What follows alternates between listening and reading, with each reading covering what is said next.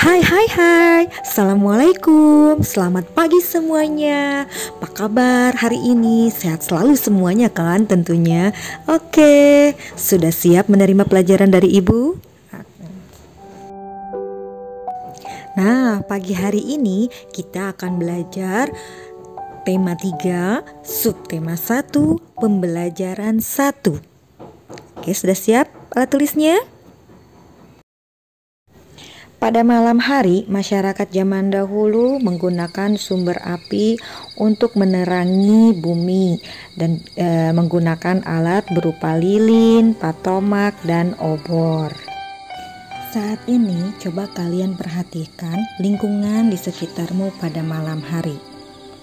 Cahaya lampu bersinar menerangi jalan, sekolah, dan rumah kita. Listrik telah mengubah wajah dunia. Tahukah kamu? Siapa tokoh yang berhasil menemukan mesin pembangkit listrik? Dan bagaimana lampu-lampu di rumah dapat menyala? Agar kalian tahu proses perjalanan arus listrik pada lampu-lampu di rumahmu, beserta siapa penemunya, itu bisa kalian lihat di buku tema halaman 1. Di situ ada cerita tentang listrik pengubah wajah dunia yang terdiri dari 5 paragraf. Nah, paragraf pertama akan ibu bacakan, nanti kalian pahami dan disimak ya. Oke. Listrik pengubah wajah dunia. Listrik telah membawa banyak perubahan dalam kehidupan masyarakat di dunia. Michael Faraday adalah tokoh penemu arus listrik. Faraday lahir pada tahun 1791 di Newington, Inggris. Ia berasal dari keluarga miskin dan hanya sebentar merasakan pendidikan di sekolah. Dengan perjuangan keras dan semangat pantang menyerah, ia akhirnya berhasil membuat alat sederhana pertama yang dapat menghasilkan gelombang elektromagnetik. Tahukah kamu bagaimana perjalanan arus listrik hingga sampai ke rumahmu? Paragraf 2 sampai 5 itu kalian baca sendiri ya. Itu akan terjawab jawaban dari paragraf yang pertama. Nah, sekarang kalian bisa menjawab untuk halaman 3 pertanyaan berdasarkan bacaan tadi. Silahkan, selamat mencoba mengerjakan.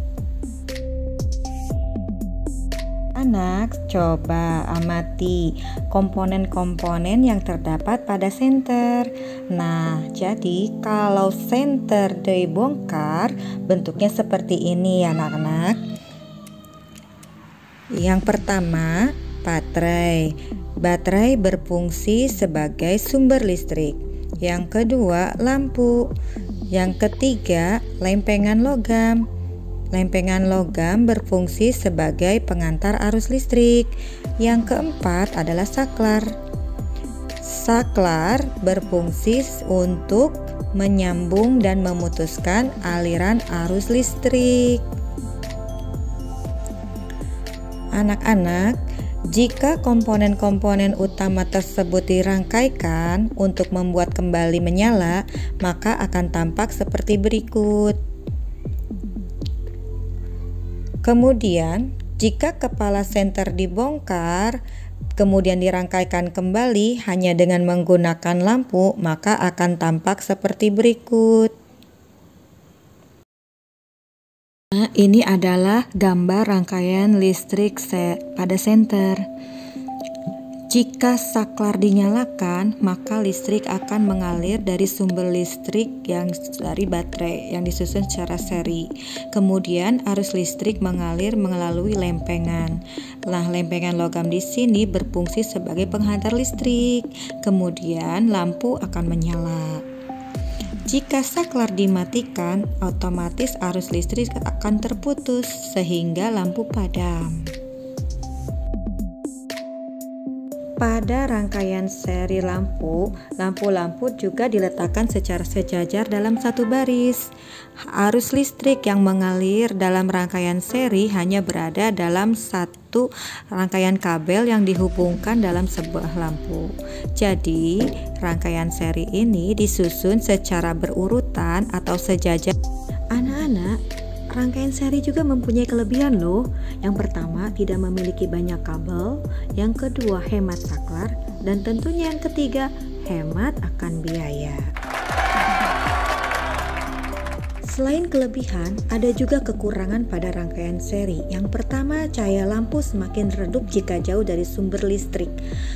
Yang kedua, apabila satu lampu dimatikan, yang lain juga ikut mati.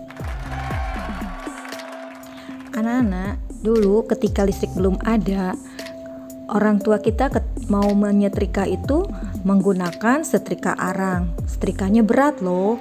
Itu jadi di dalamnya dimasukin arang, dipanaskan, lalu setelah panas baru bisa digunakan. Sedangkan sekarang kita sudah bisa menggunakan dengan mudah menggunakan setrika listrik.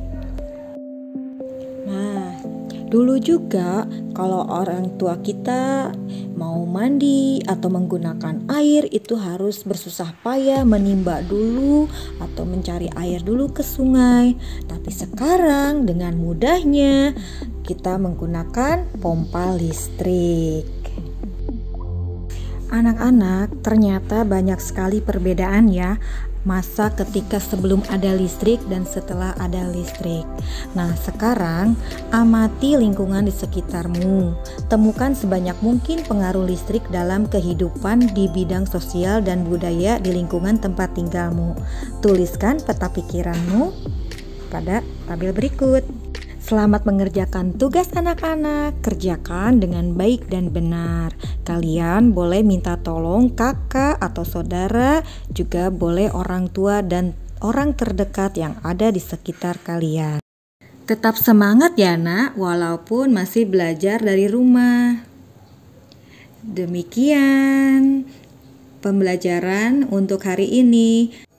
Assalamualaikum warahmatullahi wabarakatuh.